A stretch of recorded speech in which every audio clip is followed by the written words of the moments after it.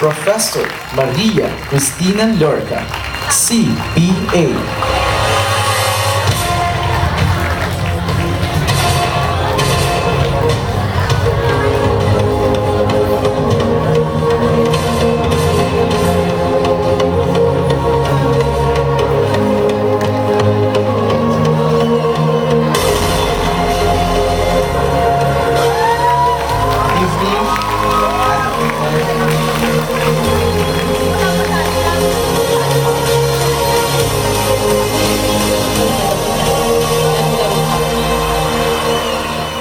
Ano?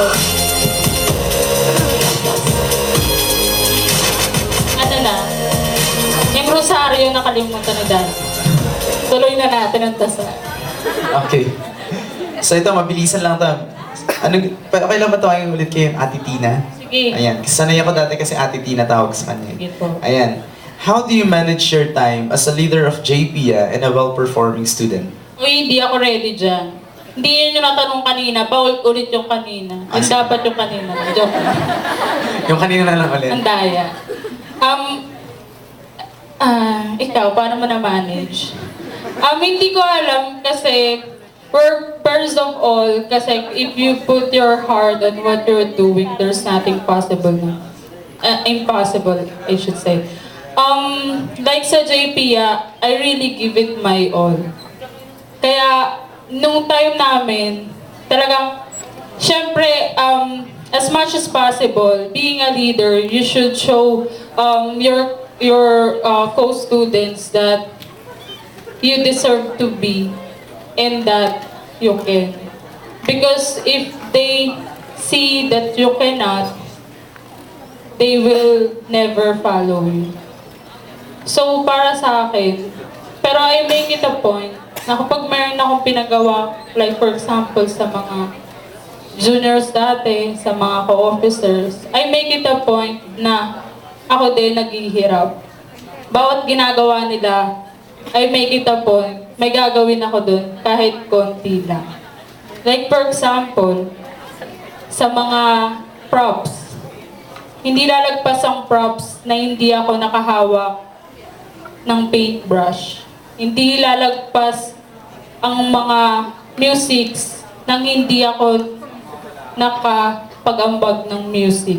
Hindi lalagpas ang mga scripts nang wala akong dinagdag na script.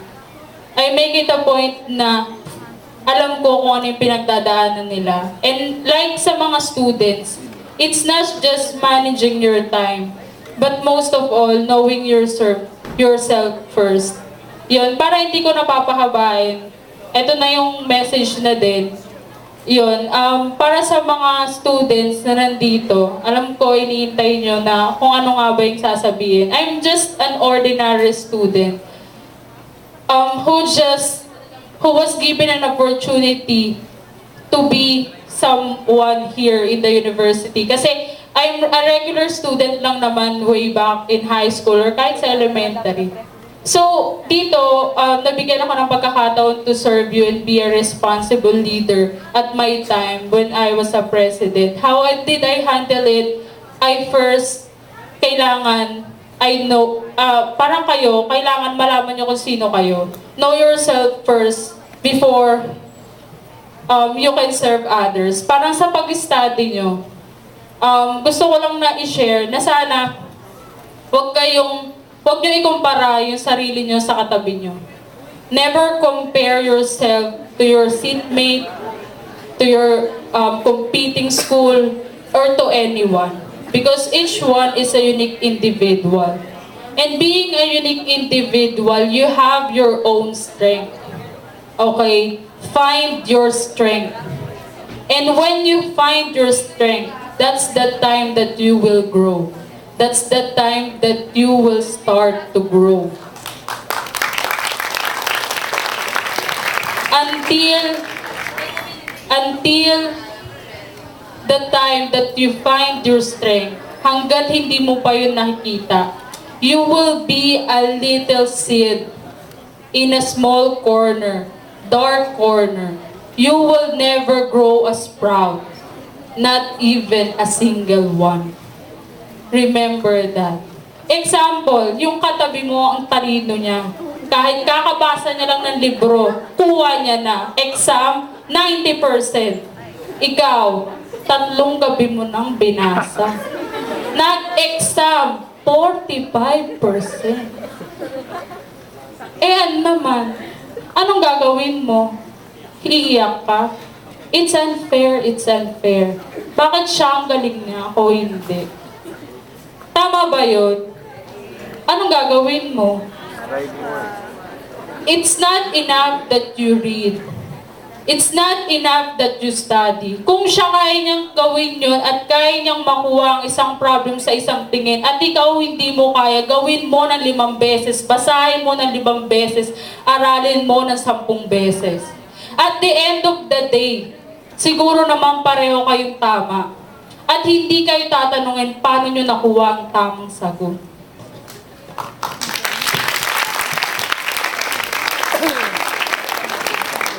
Second na gusto kong ipayo sa mga estudyante. Once you know yourself, know where you want to go. Honestly, nung lumabas yung CPA board exam, hindi ako excited. Hindi rin ako masaya. Hindi naman sa hindi ko siya ginusto. Because hindi naman, that's not the point of success to me. The first, ang gusto ko lang naman talaga, kaya ako nag-take ng board, is gusto kong mag-top. Bakit? Kasi gusto nila na mayroong mag-top. Sino like, for example, si Sir Robes, na kahit na, like yung sinasabi, sir, hindi ko talaga kaya, sorry na. Lagi sinasabi, kaya mo, kaya mo. Pinagmamalaki niya ako sa lahat ng kakilala niya na hindi ko alam kung bakit. At siya yung unang taong gumawa nun. Kaya, thank you, Sir Robes. Kung alam mo lang, astig ka. Dahil sa'yo, CPA ako. Pangalawa, so kapag nalaman mo na ako saan ka pupunta, parang ako, kaya ang gusto kong puntahan, kaya hindi pa ako masaya kasi gusto ko pang maging successful, gusto ko pang yumaman, ganun. Para sa family ko, para masuportahan ko sila. Then the third thing that you should remember is always is to have the spirit na thank God. Lagi niyong idugtong yun sa lahat na nangyayari sa buhay niyo. Kasi, like, for example ako, sa sobrang dami siguro ng challenges, ang lagi lang nung karugtong kung bakit ko siya nalalampasan, na parang wala lang. Sabi nga nila, bakit ganun? Grabe ka naman. Parang wala kang pakiramdam, mabato ka ata. Kasi, lagi yung karugtong nun, thank God. Thank God, bumagsak ako. Tatama ako sa CPA board. Thank God, nadulas ako. Yung susunod sa akin, hindi na madudulas. Thank God, hindi ko alam yung sagot ngayon. At least, aalamin ko pa. Thank God, mahirap ako. Masaya ako na makukuha ko yung success balang araw. Thank God, broken family ako. Pag ako nagkaroon ng family, hindi na yung broken. Laging thank God. Siguro naman, kung ayun yung magiging idea natin sa buhay, we will never feel that we are failing.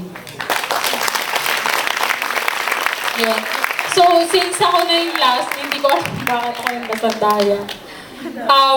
I want to take this opportunity to, of course, thank all the people behind this event. Siyempre, alam ko kung paano sila nagpuyat, na-appreciate ko ng sobra. Kahit yung mga 4th year, yung naging under namin na junior namin, gusto ko silang i-recognize.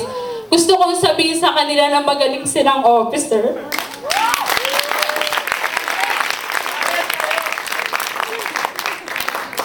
Hindi lang nila alam na nagagalit ako at naiinis ako kapag sinasabi nilang wala daw silang kwenta, ganyan. Parang hindi naman sabi ko kasi pareho namin. Kayo, naghirap din kayo. Bakit pinabayaran ba nila kayo para magtrabaho dito? You're giving it your all and you're serving your co-JPNs and that's the greatest thing of all. Yun. Sa gumawa nito, kala Kennedy, kala kala Ace. Ayun, thank you. It's a very successful event. Kasi naman, no, hindi pa nga kami pumapasa sa ginagawa rin nila to. Napaka sobrang thank you sa inyo. Tapos, syempre, paano ko makakalimutan? Yung mga professors ko, kung hindi ko man sila mabanggit lahat, sobrang salamat. Astig kayo.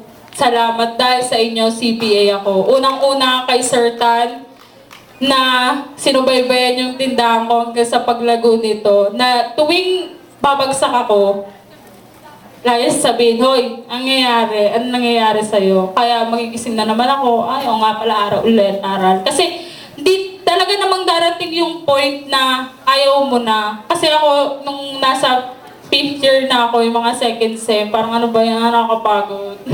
Ba't ba ka nag-aaral? May darating na ganong time. Buti na lang sa akin late na, medyo na alam ko na, kaya maganda na yung foundation. Kaya doon sa iba, kung ngayon pa lang, ganun na yung stage nyo, bago-bago din. Sa later na, pag alam nyo na lahat, okay? Tapos, thank you kay Sir Belly. Dahil kay Sir Belly, kung di niya lang alam, nagsigap ako ng mabuti. Kaya, thank you, sir.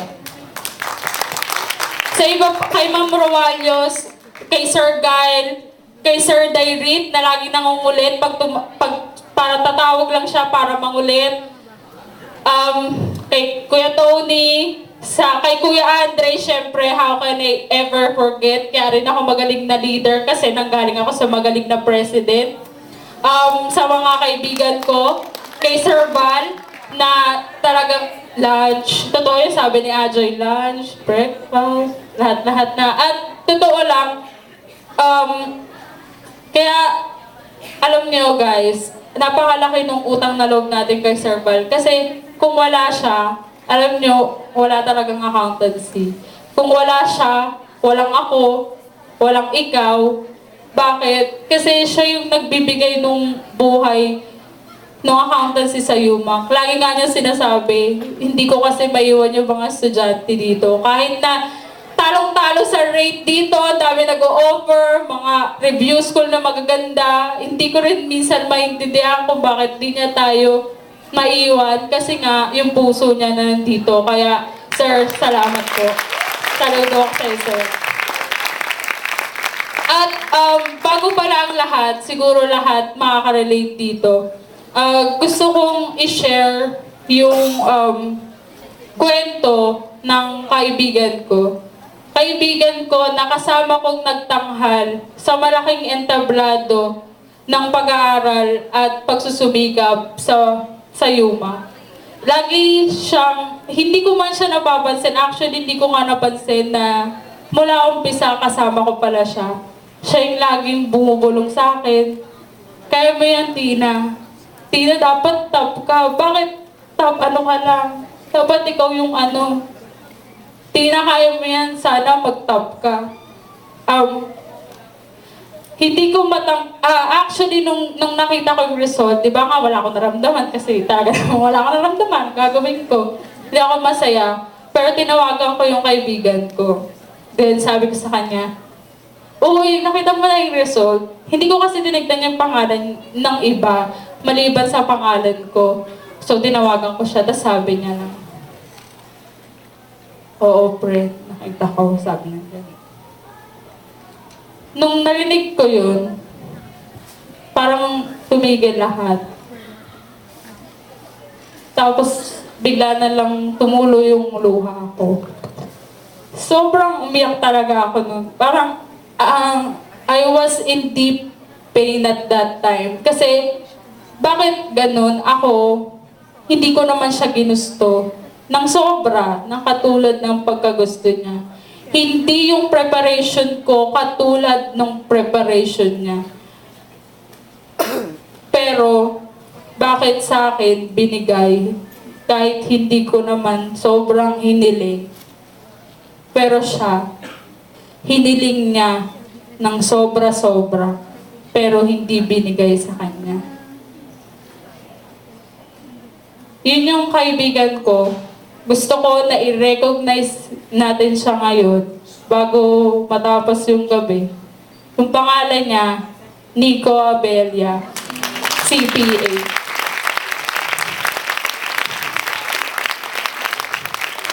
Tumayo ka. Sa palagay ko, siya yung representative ng maraming estudyante dito sa atin. Lahat tayo nangangarap, pareho niya. Lahat tayo nagdadasal. Hindi siya bagsak, konti siya. At konti siya, dun pa sa subject na pinakamagaling siya. Kaya kayo, kung magaling na kayo, tandaan nyo, hindi pa sigurado ang lahat. Kasi siya, kaya hindi niya nakuha yung titulo na yun dahil di siya nakatulog nung gabi, nung day, nung exam na yun. So, nakonde siya. Kaya sana sa lahat, pangarap natin to, pagbutihin nyo, galingan nyo, at sana yung hindi namin nagawa, magawa nyo. Magandang gabi. And meron kami pang inhandang video para sa inyo.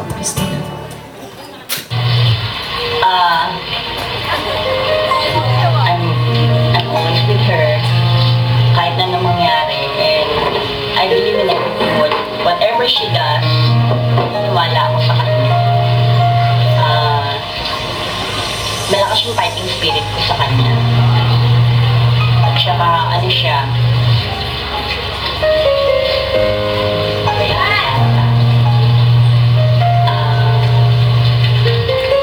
ano siya masyadong alagin.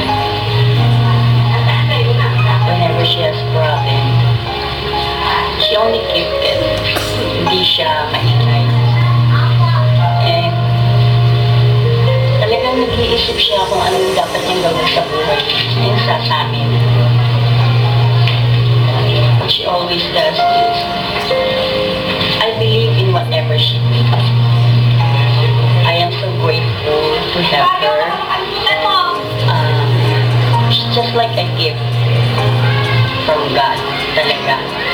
Kasi hindi naman lahat ng anak is a gift of God. I believe so talaga.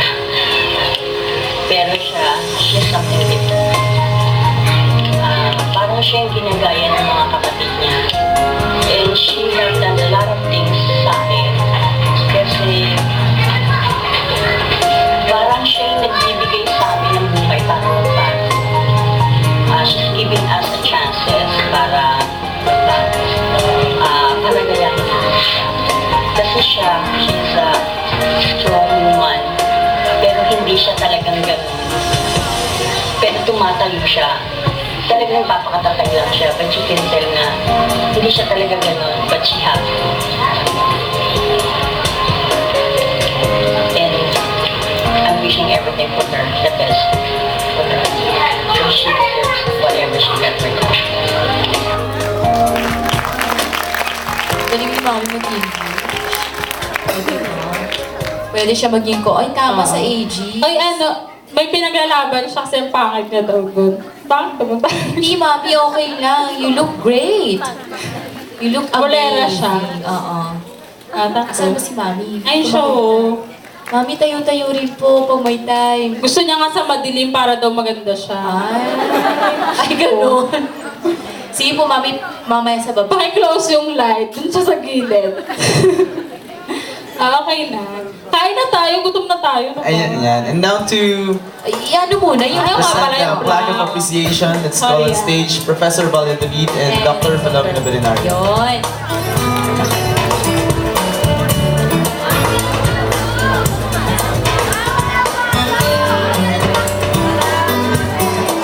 Anong walang pasok? May exam. Sige, wala. Walang pasok.